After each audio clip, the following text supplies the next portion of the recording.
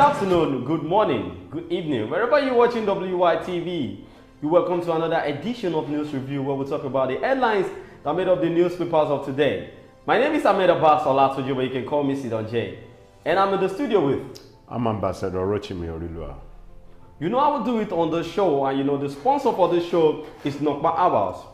Now let's move on to the newspaper of today. I will start with Punch newspaper. CBN special investigator rejects Lemo's request to reschedule meeting. Aiyedatuwa takes over Tinubu. Governor says Akeredolu's death big loss. Rivers elders write Fubara say Abuja resolution death sentence. Girlfriend shoots policeman to death in Imo. Then on Vanguard newspaper. Death toll in Plateau hits 195, hundreds of houses raised. Sad day in Ondo, how Akeredolu died at 67.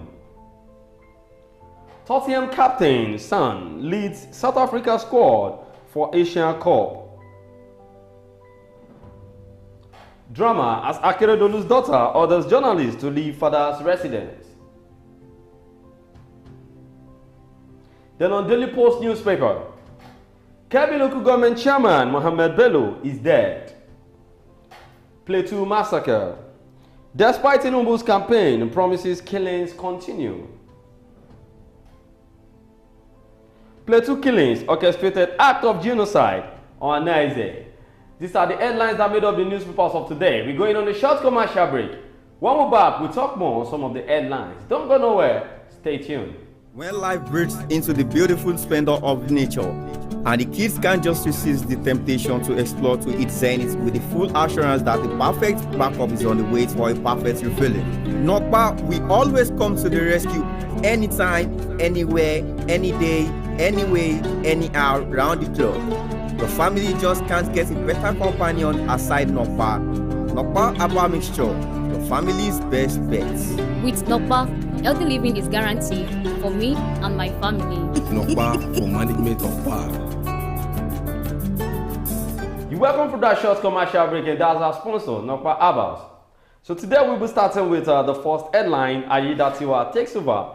Tinubu governor says Akeredolu's death a big loss to Nigeria. Yes, that's what the Constitution says. When the governor is dead, the deputy governor takes charge of the seat. And let's, number one, let me say my condolences to the family of the deceased governor. Then congratulate the new elected governor, Aiyedatuwa. Now, let me use this to say, let me say this to the people of Ondo State and to the people of the whole Nigerian as a whole. Politics is not a do or die affairs. You understand what I'm saying? The reason why I said it, I am not mocking the death of the deceased governor. The past governor. If you could recall some weeks back, there are some controversial issue between the deputy governor and the House of Assembly there. Exactly. Now, when the governor now takes, when Aiyedatuwa now take fully charge of Ondo State now, those set of people that wage war against Aiyedatuwa, where would they be now? Because Aiyedatuwa is in charge of the state now. If Aiyedatuwa want to go by what they have done in the past, this is law of karma. What goes round surely comes round. Yeah. Well, now you begin to use his veto power on them. So politics in Nigeria shouldn't be a do or die affairs. And we are from the same state, the same brother. We should be our brother's keeper. If there's an issue, we should try and settle things amicably, that the issue will not escalate to the extent in which you people, there's some set of people gather themselves and say they wanted to impeach the deputy governor. Now he's in charge. He's now their boss. What will you do now? Well, the acting governor of Ondo State, Lucky Aiyedatuwa, was on Wednesday sworn in as the substantive governor of the state, following the death of Governor Rotimi Akeredolu earlier in the day. Akeredolu, age 67, passed away yesterday morning while undergoing treatment for prostate cancer in German hospital.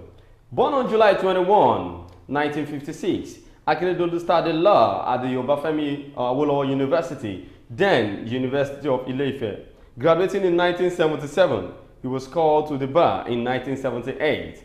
His demise generated an outpouring of tributes and condolences, messages from President Bola Tinubu, the Nigerian Governors Forum, the Oni of Ife, the Nigerian Bar Association, the Christian Association of Nigeria, and other eminent Nigerians who describe his death as a big loss to the country. In line with the Constitution, Aiyedatuwa was sworn in as the 7th executive governor of the Sunshine State by the State Chief Judge, Justice Olusegun Odushola.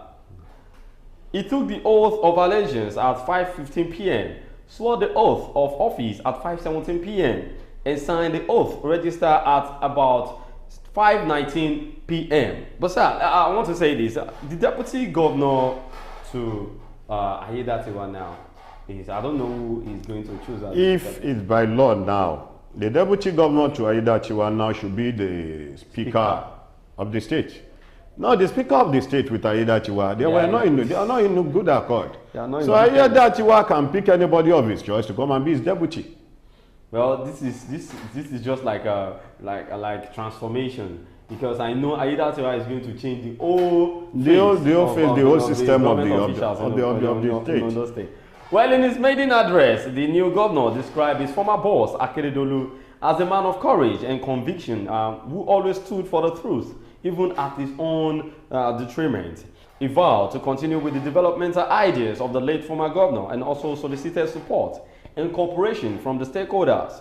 He said, today's event has placed the burden on all of us to pull together and stay together as one, because we have the onerous responsibility to continue to sustain the legacies of the past governor, Arakunrin Oluwarotimi Odunayo Akeredolu San, CON, which was good governance, properly called.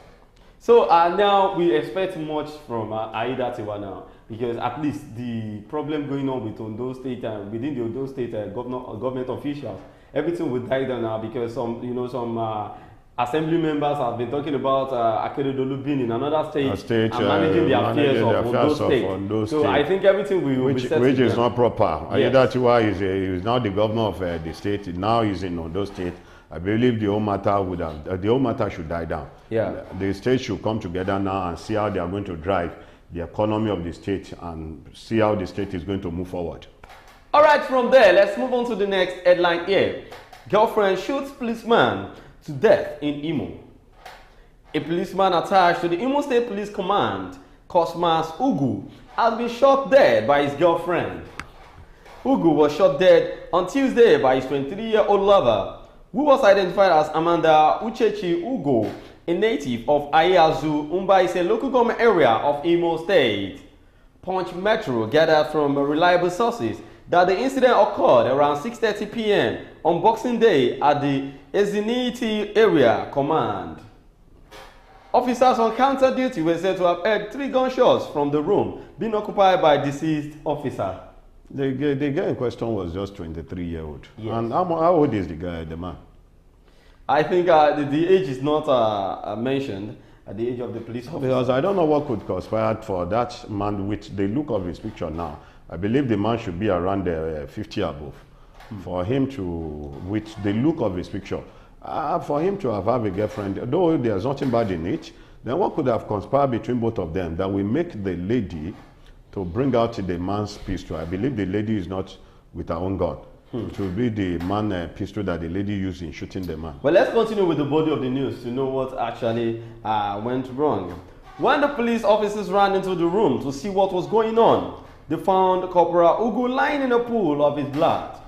The girl shot him 3 times in his chest and his left hand. He was rushed immediately to Evergreen Hospital in Ezinite, where he was pronounced dead by the doctor on duty. A source told correspondents in the chat on Wednesday. Our correspondent learned that the deceased had a serious fight with his girlfriend, and in the course of the altercation, the girl reached for his rifle, pulled the trigger, and shot him 3 times. So what can actually cause fight between a man? I know this man would have been married, would have been a married man. Married man, yes. Just having a girlfriend. A girlfriend, yeah. So maybe he's trying to have something to do with the girl sexually, and the girl said no, and maybe that was what. I don't believe that could cause the shooting. You know, women of nowadays, They are too much fond of money. Maybe it was an argument. I don't know what really happened. But in a good sense, the policeman is not supposed to have a gun that has bullets with his girlfriend. No, maybe the guy is on duty that has to come home to go and see his girlfriend before coming back to this thing. But the mistake he made, which is going to serve as a lesson to other police officers out there, even though, because according to the body of the news, the policeman was living in the police quarter. Yes. Which what the body of the news said. Now, it will serve as a lesson to other policemen out there that whenever you are moving from your station down to your residence, you should always drop your gun at the station. Well, Punch Metro reports that the remains of the slain officer had been deposited at the Obizi mortuary while further investigation continues. The suspect is currently in police custody for interrogation and possible prosecution. When contacted by a correspondent, the police public relations officer in Imo State, Henry Okoye, confirmed the incident exclusively to Punch Metro, saying the police were doing everything to ascertain what transpired. Yes, the incident happened.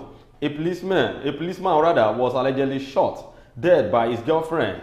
He was serving at Ezenite Mbaise. Currently, the girl involved has been arrested. We are doing everything to ensure we investigate the matter to ascertain the facts and possibly arraign the suspects in court, Okoye stated in a telephone conversation. But is there any other investigation? Because these are some of those things that I hate in the Nigerian police speech. They will tell you, this man has been shot by his girlfriend. No, nothing to deny about it. So what are other investigations? No, they want to know, maybe they want to know what could I have? Because on a normal day, let's be sincere, sometimes, you know, we do watch movies. Maybe it was another police officer that shot this man from the window. From the window? Knows. Yes. You know, we cannot know. That's why they said they want to do proper investigation so they will know if truly it was the girl. Exactly. But the rifle was, the gun was, the lady was holding the gun when the police... They didn't say, the body of the news didn't say they met the gun with the But lady. they were two in numbers that were inside the house. Yes. We are excluding that to know any other person. Is there any other thing that's why they had the gunshot almost 3 times? Well, let's move on to another body of the news from there. Drama as Akeredolu's daughter orders journalists to leave father's residence. A dramatic scene unfolded yesterday at the Ibadan private residence of the late Ondo State Governor Rotimi Akeredolu. The presence of journalists that converged to cover the condolence visit of the chairman of the Nigerian Governors Forum, Governor Abdurrahman Abdulrazak, and his Oyo State counterpart, Seyi Makinde, to the deceased residence part of resistance. The presence of the journalists generated a negative reaction from one of the daughters of the deceased, named Ololade Akeredolu, who ordered all journalists to leave the residence on the ground that it was a private residence and not a government house. Yes. The lady might have her own point of view. Maybe no, this is just the reason. She said rather, that this is a personal house. If they need anything, the reason why the journalists are there, the governor in question is not in Ondo State. His resident is not in Ondo State. He only have a place where is the government house, where people should have moved in there. I didn't believe the governor was in Ondo State why he died. I believe the journalist will not come to his residence in Ibadan. Automatically, the governor has a resident in Ibadan where what makes him stay back in Ibadan. Ruling the affairs of Ondo State. Take care of himself. Trying and taking care of himself. Well, the duo arrived at the Jericho residence of the late governor at about 5:30 p.m. Upon arrival, the two governors went straight into the private residence where the wife, Betty, and some immediate family members were mourning. However, swift intervention of some colleagues calmed the fray and nerves as the reporters who had laid siege to the entrance gate of the residence to monitor the situation felt angry at the negative reaction. Apparently sensing what had happened, the two governors, after the visit, walked out to the street where the journalists were waiting to interview the visitors. Speaking, the Kwara State governor lauded the deceased governor for his commitment and impact on humanity. Abdurrahman, who described Akeredolu's death as a great loss to the nation, recounted that the late Aketi rose to the peak of his career in politics and impacted greatly on humanity in developmental politics. So I feel, what are the daughter of Akeredolu did. She knows what she was doing because, you know, her father was a lawyer, he was a son before he gave up the ghost. So she was just trying to go by the way of the law. Like, okay, you can only have access to my father's residence if he was in the governor's government house, not his own personal house. But people started trolling her online, you know, saying all sorts of things. But I feel they should understand the fact that she's still money. She's still money, yes. But despite the fact that she's still money does not mean the journalist, does not mean she should tell the journalist to evacuate the building of his father. Because the person in question is a public figure that is well known to the old Nigerians, a sitting governor for that matter. But sir, you know, there are rules in journalism that I feel that is the reason why the journalists could not do anything than to just leave. Why? Because there's nothing like investigation going on in that house for all that makes them, you know, the reason why they just came to get their own source of information. And thank God that the governors that they wanted to interview went out on the street to meet them and they did the interview. So maybe the daughter was just trying to save things from the house. You know, journalists now, and things that they saw and what they didn't see is what they're going to put out, at least to catch the attention of people out there. Well, there's nothing bad in doing that. But I still believe the fact still remains, since the man is a public figure, she should have allowed the journalists at least to do their job. Well, this is where we're going to be ending it today on this review. Don't forget to follow us on all our social media platforms, on X account, on Twitter, TikTok, YouTube, Facebook, and every other social media platform at Wisdom Yard Online TV. My name is Ahmed Abbas Olatunji, but you can call me Sidon J. Thank you so much, Ambassador, for joining us on the show. We'll see you again tomorrow. Be good and have a good day. Bye.